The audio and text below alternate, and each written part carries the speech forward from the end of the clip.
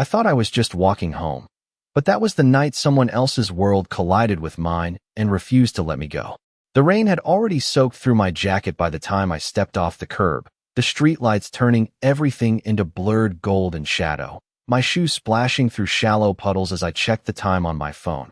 11:42 p.m., later than I promised my son I'd be home, later than I could afford, because tomorrow meant another double shift and another morning pretending I wasn't exhausted down to my bones. But that was my life now, measured in tips, late buses, and quiet apologies, whispered to a sleeping child who deserved more than I could give. I remember thinking only about getting home, about reheating leftovers, about maybe sitting down for 5 minutes before the world started again, and then I heard it. Not loud, not dramatic, just wrong, like a shift in the air that made my skin tighten before my mind could catch up. A small figure across the street, too still, too alone, and something about the way she stood there, clutching a backpack that looked too big for her shoulders, made my feet stop without permission. I should have kept walking. I tell myself that every time I think about that night. I should have minded my own business, stayed in my lane, done what every tired, overworked single mom is supposed to do, survive quietly. But I didn't, because then I saw the way the shadows moved behind her, not fast, not obvious, just enough to make my chest tighten, and before I could think it through, before fear could catch up with instinct, I stepped forward. "Hey," I called out, my voice sharper than I expected, echoing slightly in the empty street, and the girl turned toward me, her eyes wide, too wide, like she'd been holding her breath for too long. And in that second something inside me locked into place, something old and stubborn and unbreakable, the part of me that had learned the hard way what it meant to be alone and small and unnoticed in a world that didn't always play fair. I crossed the street faster than I meant to, my heartbeat picking up, my senses narrowing. The rain suddenly louder against the pavement, and I didn't ask questions, didn't wait for explanations, I just stepped in front of her, placing myself between her and whatever was closing in, my hand instinctively reaching back to steady her shoulder, feeling how small she was, how fragile, how real. "You're okay," I said, even though I had no idea if that was true, even though my own voice trembled just enough to betray me. But I said it anyway, because sometimes words are all you have in the moment before everything changes. And then everything went still. Not quiet, still. The kind of stillness that presses in on you from all sides, that makes your breath feel too loud and your thoughts too slow. And I felt it before I saw him. The shift in the air, the weight of something powerful stepping into the space like it belonged there, like it owned the ground beneath our feet and the silence around us. When I finally looked up, he was already there, standing just beyond the edge of the streetlight, tall, composed, completely untouched by the chaos that had just existed seconds before, his presence pulling everything into alignment without a single raised voice or hurried movement. And for a second, just one, I forgot how to breathe. His eyes didn't go to the girl first. They went to me. And the way he looked at me wasn't gratitude. It wasn't relief. It was something sharper, something colder, something that made my pulse stutter because it felt like being seen in a way I hadn't agreed to, like he was measuring something I didn't even know I'd given away. "Why would you do that?" he asked, his voice low, controlled, cutting through the rain like it didn't belong to the same world as everything else. And I realized then, standing there soaked and shaking with a stranger's child clinging to my arm, that I had just stepped into something I didn't understand, and whatever it wasn't going to let me walk away. The girl did not let go of me even after he spoke, her small fingers gripping the fabric of my sleeve like I was the only solid thing left in a world that had just shifted under her feet, and I became suddenly aware of everything at once, the cold rain dripping from my hair down my neck, the way my heart was still racing too fast, the fact that I had no idea who this man was, and yet, somehow it felt like he already knew everything about me that mattered. I could not just walk away.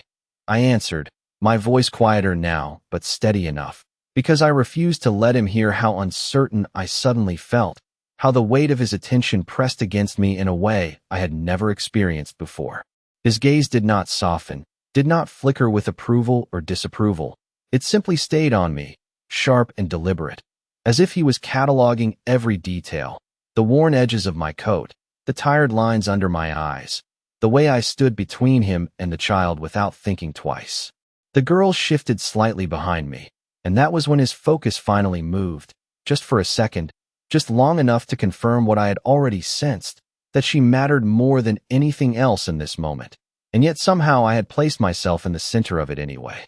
He stepped closer, not fast, not threatening, but with a kind of certainty that made the space feel smaller, more controlled, like the street itself belonged to him, and I had just stepped into it without permission.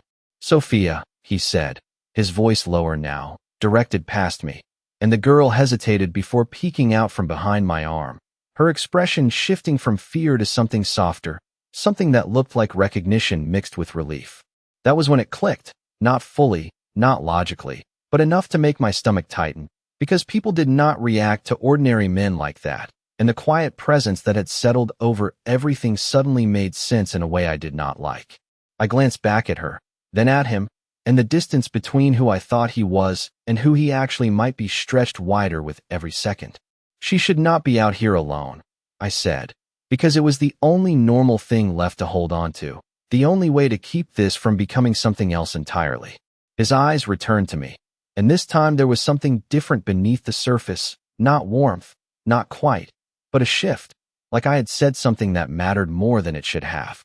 "She was not," he replied, and there was a quiet finality in his tone that made it clear the conversation was no longer equal, if it ever had been, and I felt it then, the invisible line I had crossed without realizing it, the moment where helping turned into involvement.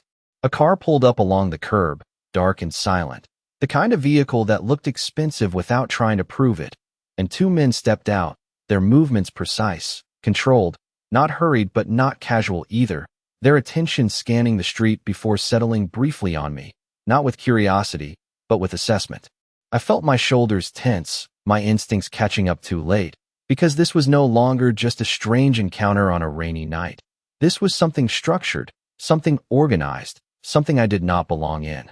"You should go home," he said, and for the first time it almost sounded like a suggestion instead of a command, but there was still something underneath it that made it impossible to ignore, like he was not giving me an option so much as testing whether I would take it. I nodded before I could stop myself, my body choosing the safer path even as my mind struggled to keep up, gently guiding Sophia forward until she reached him, her hand slipping from mine with a hesitation that lingered just long enough to leave an imprint, and then she was gone from my side, replaced by the cold space where she had been. I turned to leave, forcing my feet to move, telling myself this was over, that I had done what anyone decent person would do, and now I could walk away, return to my small apartment, to my son, to the life I understood.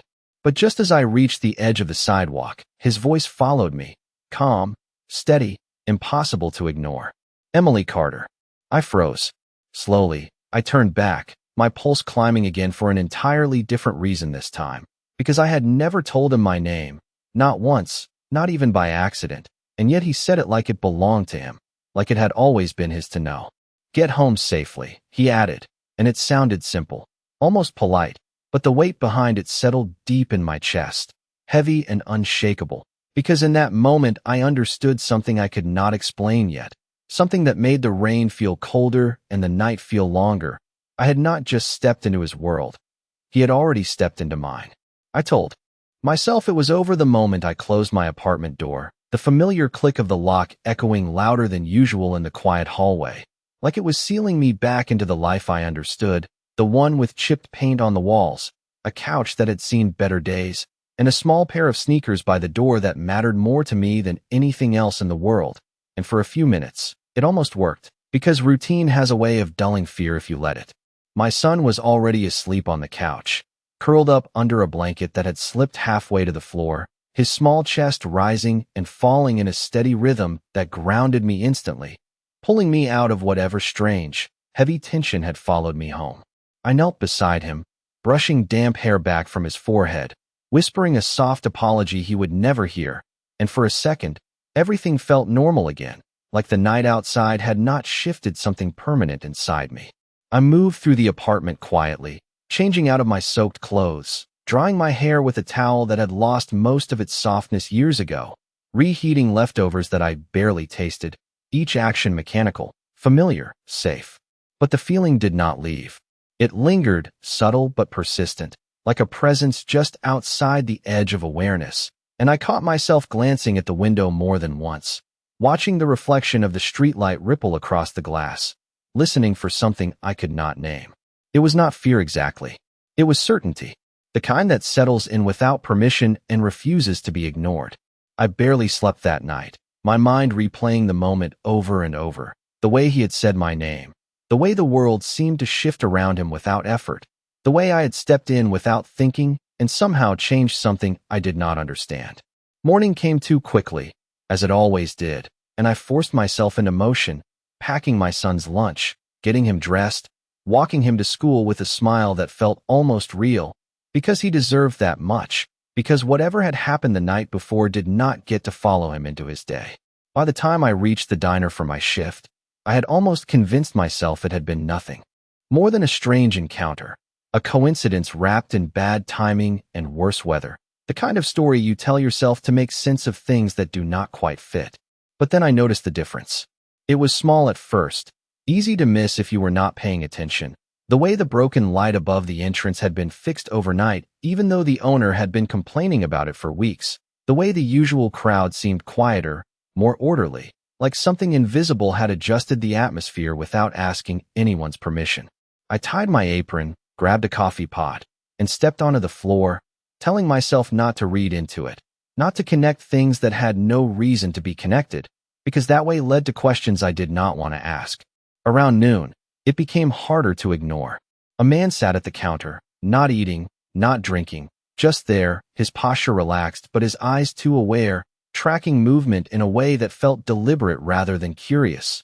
And when our gazes met for a fraction of a second, he gave a small nod, not friendly, not threatening, just acknowledgement, like he had already decided something about me that I had not been part of.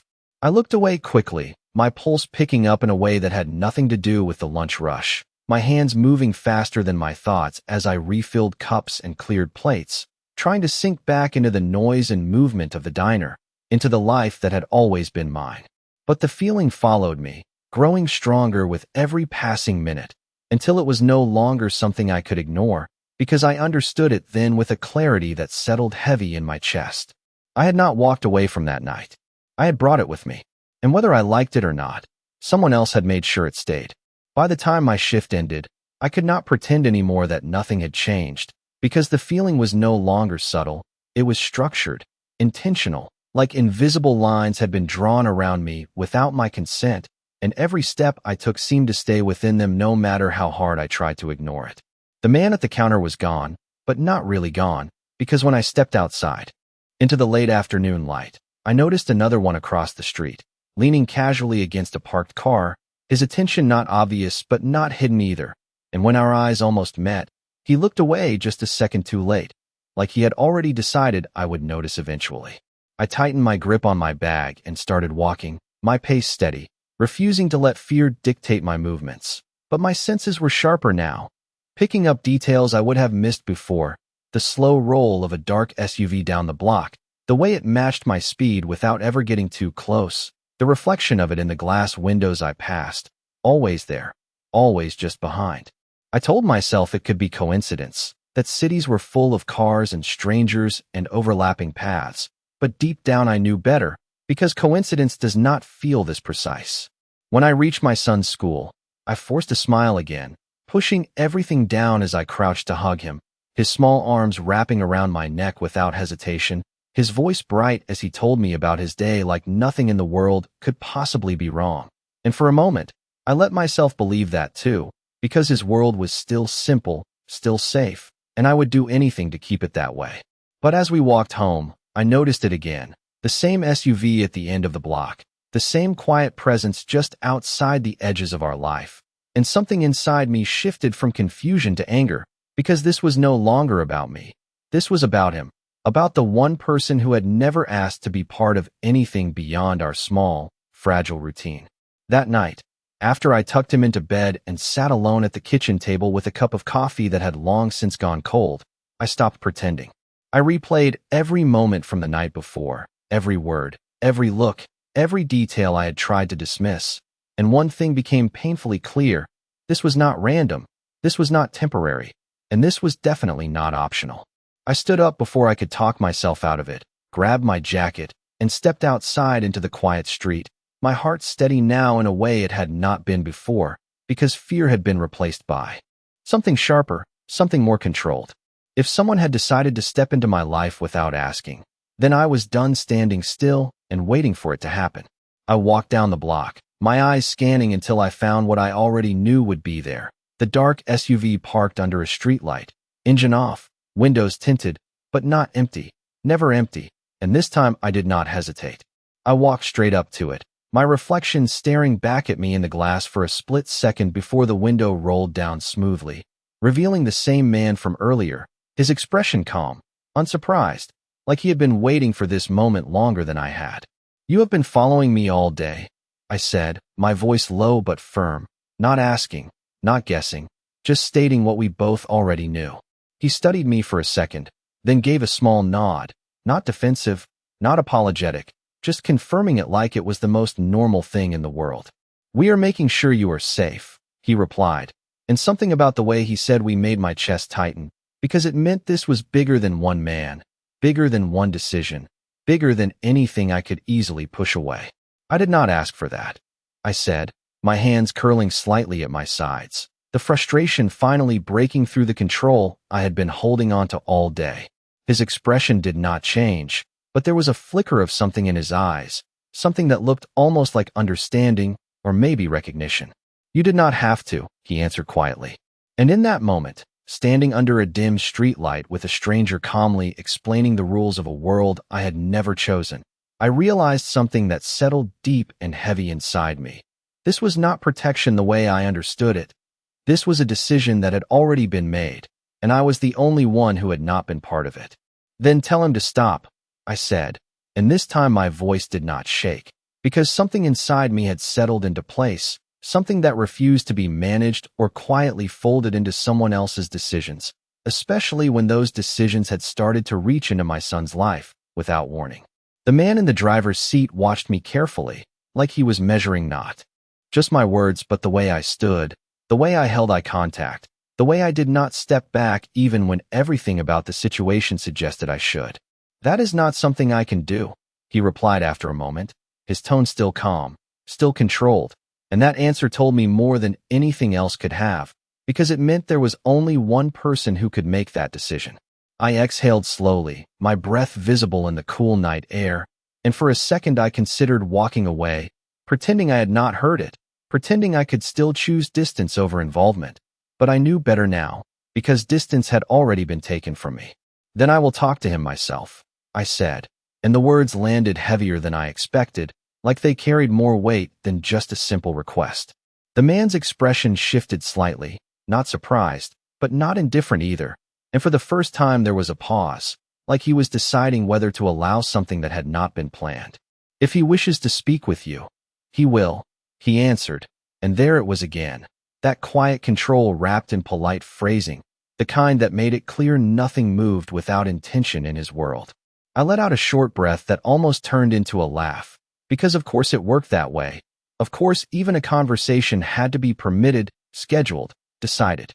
"That is not how this works," I said, shaking my head slightly, more to myself than to him, because I was starting to understand something I had never wanted to learn, that this was not a world where things happen naturally. This was a world where everything was chosen in advance, and I had somehow been added to that list without consent. I stepped back from the car, the conversation ending not because it was resolved, but because there was nothing left to say that would change anything in that moment. And as I turned to walk away, I felt his eyes follow me, not in a threatening way, but in a way that confirmed what I already knew, that this was not over, not even close. The next morning proved it. I woke up to the sound of a knock at my door, not loud, not aggressive, just precise, like everything else connected to him. And for a second I stood still in the middle of my small apartment, my heart beating faster than it should for something so simple. I checked on my son first, still asleep, still safe, and only then did I move toward the door, opening it just enough to see who was there. It was not the same man from the car, but the feeling was the same, controlled, deliberate, out of place in a hallway that smelled faintly of old carpet and someone else's cooking. He held out a small envelope, his expression neutral, his posture straight. "For you," he said, and that was all. No explanation, no introduction, just the assumption that I would take it. I hesitated for half a second before reaching out, because refusing felt pointless, like trying to stop something that had already started moving long before I noticed it. The envelope was thick, heavier than paper should be, and when I opened it after closing the door, my stomach tightened immediately, because inside was not just a note. It was something else entirely, something that made the situation impossible to ignore or dismiss anymore. A key, and beneath it, a single line written in clean, precise handwriting. "You and your son will be safer here." I stared at it for a long moment, my mind racing through possibilities I did not want to consider, my instincts clashing with the part of me that understood exactly what this meant. Not an offer. Not really. More like a solution already decided, already prepared, waiting for me to step into it. I closed my hand around the key slowly, the metal cool against my palm, and for the first time since that night, I felt something stronger than confusion or anger rise to the surface, something sharper, something that refused to be absorbed into someone else's world without a fight. Because if he thought this was how it worked, if he thought he could simply rearrange my life like it was a problem to be solved, then he was about to learn something he clearly had not expected. I was not something that could be moved without permission. I did not use the key that day, or the next, or the one after that, because using it would mean accepting something I had not agreed to, stepping into a space that had been chosen for me. Without a single conversation, and I was not ready to surrender that much control, not when everything I had built, no matter how small, had come from fighting to keep it mine. I tucked the envelope into a drawer, out of sight but not out of mind, because ignoring something does not make it disappear, it just gives it time to grow heavier. Life moved forward in the way it always does, measured in school drop-offs, work shifts, grocery lists, and quiet evenings that felt normal on the surface but carried an undercurrent I could not shake. The car was still there, never too close, never too obvious, but always present if I looked for it. And I had started to understand that this was not surveillance in the way I imagined it before. It was something else, something quieter, more controlled, like a perimeter I had been placed inside without ever seeing the boundaries drawn. I tried to ignore it for my son's sake, to keep my voice light, my smile easy, to make sure his world stayed exactly the same even if mine had started to shift in ways I could not fully explain, and most days I succeeded, because children believe what you show them, not what you hide. But there were moments, small and sharp, when reality slipped through, like when a teacher casually mentioned that someone had called the school to confirm emergency contacts, information I had not updated in months, or when the broken lock on the building entrance was suddenly replaced overnight without the landlord saying a word, or when a neighbor mentioned seeing new faces around more often, men who did not belong but somehow fit into the background like they had always been there. None of it was loud, none of it demanded attention, but together it formed something impossible to ignore, a pattern that pointed in only one direction. He had not forgotten about me. He had adjusted my world around me. The realization did not come all at once. It settled in slowly, piece by piece, until it was no longer something I could argue with. And with it came a question I had been avoiding since the beginning. Why? Why me? Why this level of attention for something that should have ended the moment I stepped away from that street? I found myself thinking about him more than I wanted to admit, about the way he had stood there in the rain like nothing could touch him, about the way his voice had carried control without effort, about the way he had looked at me like I was not just someone who had helped, but someone who had changed something he had not expected to change. That thought unsettled me more than anything else, because it suggested this was not just about protection, not just about repayment. It was something deeper, something more personal, and I did not know what to do with that. 3 days after the envelope arrived, the answer came, not as a question, not as a request, but as something else entirely. I was leaving work, the sky already dimming into early evening, when the car that had become too familiar pulled up beside the curb, the window lowering with the same quiet precision as before, but this time it was not one of the men inside. It was him, Alexander Romano. He did not look different from the night I met him, but the setting made everything sharper, more real, because this was no longer a moment of chaos or instinct. This was deliberate. "You did not use the key," he said, not as an accusation, not even as a question, just a statement of fact. And something about the way he said it made it clear he had known the answer long before I stood there in front of him. I crossed my arms instinctively, grounding myself in something solid as I met his gaze.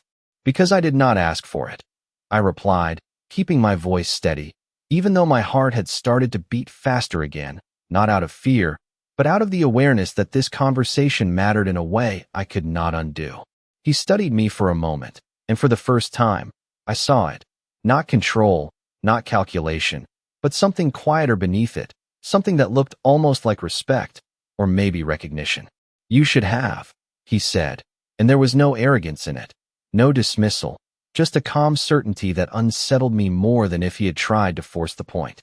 I shook my head slightly, taking a small step closer before I could stop myself, because distance suddenly felt like the wrong choice. You do not get to decide that. For me, I said, and the words hung between us, heavier than they should have been, because they were not just about a key, they were about everything that had happened since that night.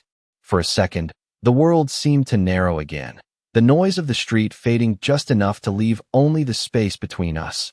And when he spoke again, his voice was lower, more deliberate than before. You already decided, he said quietly, his eyes holding mine in a way that made it impossible to look away, the moment you stepped in front of her. And in that moment, I understood something that made my breath catch, something I had been resisting since the beginning. This was never just about what he had done after that night. It was about what I had done during it, and how there was no way to take that back. His words stayed with me long after he drove away, settling into my thoughts in a way that made everything feel slightly off balance, like I had been standing on solid ground only to realize it had been shifting beneath me the entire time. I walked home slower than usual, my mind replaying the moment over and over, the way he had said it so simply, so certainly, as if there had never been another possible outcome, as if stepping in front of that child had been more than just instinct, more than just kindness, as if it had been a choice that carried consequences I had not understood at the time. When I opened my apartment door, the familiar space felt different, not because anything had changed physically, but because I could no longer pretend that my life existed separately from his. My son looked up from the floor where he was building something out of mismatched blocks, his face lighting up the way it always did when he saw me, and I forced a smile, stepping into the moment, into the version of myself that belonged fully to him, because no matter what else was happening, that part of me could not change. You are late, he said, not accusing, just stating it the way children do, and I knelt down beside him, brushing a hand over his hair. I know, I replied softly, but I am here now. And for a little while that was enough. We ate dinner together, something simple, something routine, and I listened to him talk about his day, about a spelling test, and a friend who had traded snacks at lunch, and I held on to those details like they mattered more than anything else, because they did, because they were real and uncomplicated in a way the rest of my life no longer was. But even in that moment, I felt it again, that quiet awareness at the edges, like something was watching, not in a threatening way, but in a way that made it impossible to fully relax, and I realized that it was not just outside anymore. It had followed me inside, not physically, but mentally, emotionally, a constant presence I could not ignore. Later that night, after I had tucked him into bed and the apartment had settled into silence, I found myself standing in front of the drawer where I had hidden the envelope, my hand hovering over it longer than it should have, because taking it out felt like crossing a line I could not uncross. But leaving it there did not change anything either. I opened the drawer slowly, pulling the envelope back into my hands, the weight of it familiar now, no longer surprising but still significant, and I stared at the key again, turning it over between my fingers like it might tell me something if I looked at it long enough. You and your son will be safer here. The words felt different now, less like a demand and more like a warning I had chosen to ignore, and that realization unsettled me in a way I could not easily explain. I did not trust him, not fully, not in the way that would make accepting something like this easy, but I also could not ignore the fact that everything since that night had pointed in one direction, toward him, toward a world that operated on rules I did not understand, but was already affecting mine. I exhaled slowly, closing my hand around the key again, feeling the cool metal press into my palm as I made a decision that did not feel like surrender, but did not feel like victory either, just something in between, something necessary. The next morning, I changed my routine without telling myself why, taking a different route after dropping my son off at school. Following the address written beneath the note, my grip tightening slightly on the steering wheel as the buildings around me shifted from familiar to something else, something quieter, cleaner, more controlled.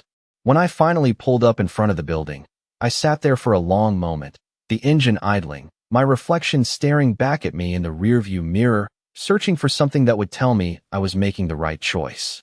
There was no answer. There never was with things like this. I stepped out of the car anyway, walking toward the entrance with a steady pace that did not match the tension in my chest, the key heavy in my hand as I reached the door, hesitating for just a second before sliding it into the lock. The click was soft, almost quiet, but it echoed louder than anything else in that moment, because it was not just a door I was opening. It was something else entirely, something I had tried to avoid since the beginning. And as I stepped inside, I understood one thing with absolute clarity. This was not protection anymore. This was entry. The air inside felt different the moment the door closed behind me. Not colder, not warmer, just controlled, like every detail had been decided long before I stepped into it. From the soft lighting that did not strain the eyes to the quiet hum of a building that functioned without noise or interruption, and I realized quickly that this was not just a place to live. It was a place designed to remove uncertainty. My footsteps echoed faintly against polished floors as I moved forward, my senses alert in a way they had not been in my own apartment, taking in everything without meaning to, the clean lines, the absence of clutter, the subtle presence of security that did not need to be seen to be felt. It was not luxurious in the loud, obvious way I had imagined. It was something else, something quieter, something that spoke of control rather than display, and that unsettled me more than anything extravagant ever could have. A woman approached me before I had taken more than a few steps, her posture composed, her expression neutral but not unfriendly, like she had been expecting me at exactly this moment. "Miss Carter," she said, and hearing my name again in this place made something tighten in my chest, because it confirmed what I already knew, that I had not arrived here by chance. I had been accounted for. "If you will follow me," she added, turning without waiting for a response, confident that I would. And I did, because standing still felt like the only wrong choice left. We moved through a hallway that seemed too quiet for a building this size, past doors that gave nothing away about what lay behind them, until she stopped in front of one and opened it with a smooth, practiced motion. "This has been prepared for you and your son," she said, stepping aside to let me enter, and for a moment, I did not move, because something about the phrase "prepared for you" carried more weight than it should have, like this space had existed for me before I even knew I might need it. When I finally stepped inside, the first thing I noticed was the window, large enough to let in natural light without exposing too much of the outside world, the city visible but distant, like something you could observe without being part of it.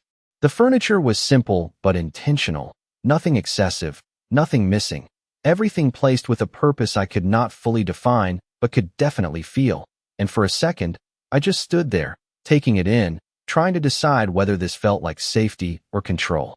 "There are clothes in the closet, groceries have been arranged, and your son's school has been notified of a temporary address update," the woman continued, her voice steady, informative, as if she were listing ordinary details instead of describing changes I had not agreed to.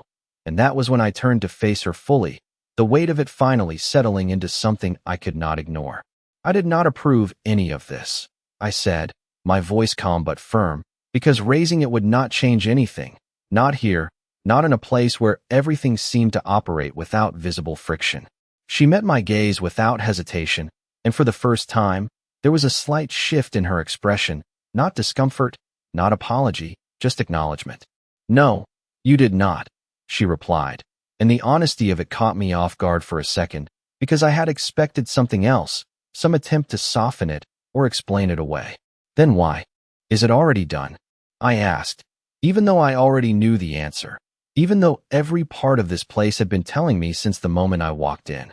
She held my gaze for a brief moment before answering, and when she did, her voice was just as steady as before, but there was something else beneath it now, something that sounded almost like certainty. Because when Mr. Romano decides something is necessary, she said quietly, it is already in motion. The words settled into the room, into me, into everything I had been trying to hold on to since that night, and I felt it then, the shift I had been resisting, the realization that this was not something I could push back with simple refusal or distance. This was a world that moved forward regardless of whether I was ready for it or not. I looked around the apartment again, at the space that had been arranged for a version of my life I had not chosen, at the details that had been handled without my input, and for the first time, I did not feel confusion or anger rise to the surface. I felt clarity, because if this was how he operated, if this was how his world functioned, then there was only one thing left for me to do. I could either let it reshape me quietly, or I could step into it on my own terms and make sure I was not the only one being changed. I did not unpack right away, because settling in would have made it real in a way I was not ready for, and instead I stood in the center of the room, taking in every detail again with a different perspective, not as someone being overwhelmed, but as someone deciding how to respond, because that was the only thing left that still belonged to me. I moved slowly after that, opening cabinets, checking the fridge, confirming what I had already been told, everything arranged, everything anticipated, everything done without a single question asked. And with each step, the same thought repeated itself in my mind. Not anger, not fear, but clarity. This was not protection in the way I understood it. This was control disguised as care, and the difference mattered more than anything else. I brought my son there that evening, watching his reaction carefully as he stepped inside, his eyes widening slightly at the new space, the unfamiliar surroundings, but not in fear, just curiosity, the kind that children carry naturally before they learn to question the world around them. Is this our new home? He asked, looking up at me with complete trust.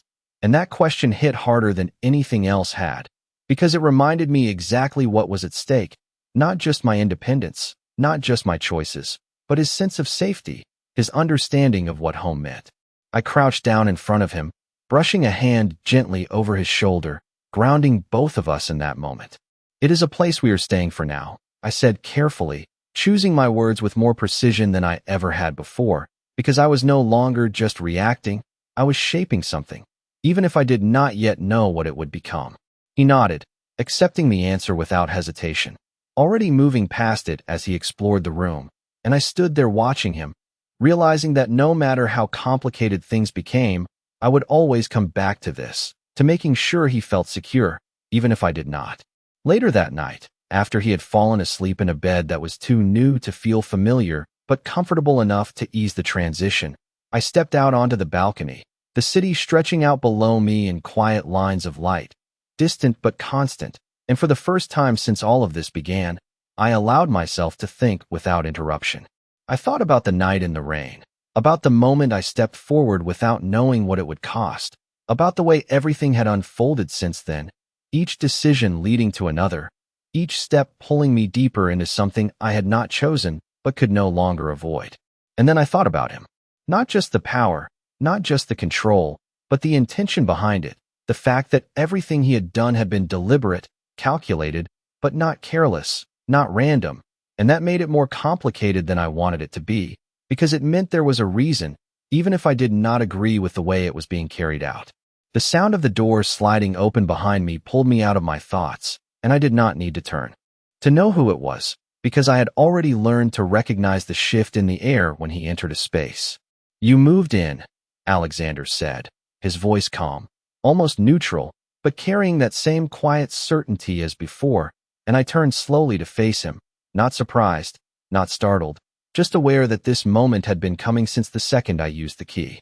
"For now," I replied, holding his gaze without hesitation, because this time, I was not the one being pulled into the conversation, I was stepping into it on my own terms. He studied me for a moment, and there was something different in his expression now, something that was not just control, not just observation, but something closer to recognition, like he was seeing a version of me that had not been there before. "You are not afraid," he said, not as a question, but as a realization, and I shook my head slightly, because fear had already done what it could, and it had not been enough to stop any of this. "No," I answered simply, my voice steady in a way that surprised even me. "But I am not yours either."